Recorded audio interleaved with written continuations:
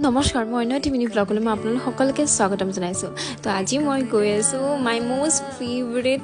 খান জাদি উল ফিৰোজা খান কেজিক লগ কৰিবলৈ আমাৰ ঘৰৰ ওচৰৰে ক্লাবে গ্ৰেণ্ডত আহিছে তেখেত প্ৰাগ চিনে এৱাৰ্ডছৰ কাৰণে তো মই একদম চান্সটো মিছ কৰিব বিচৰা নাই তো পাৰ্মিশ্যন ল'লোঁ তাৰপিছত ইয়া গ'লোঁ ধুনীয়াকৈ লগ কৰিবলৈ মোৰ লগৰজনীও আহিছে হিনা তো আমি বহি আছোঁ এঘণ্টামানৰ পিছত আহিব বুলি কৈছে যিহেতু তেখেতৰ গাটো অলপ ভাল নাছিলে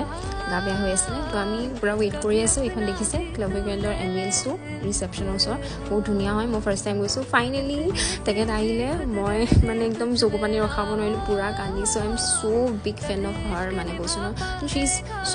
beautiful oh' my God she is so' beautiful ন মই মানে বিশ্বাসেই হোৱা নাছিলে যে তেখেতক মানে মোৰ সন্মুখত পাইছোঁ গামোচা এখন দিলোঁ তেখেতক আৰু দিলোঁ মই আমাৰ আহোমৰ যোনখন মূৰত মাৰে ফাৰু সেইখনো দিলোঁ বহুত ভাল লাগিলে বহুতেই ভাল হয় তেখেত মানে বহুত ভাল লাগিলে একদম পূৰা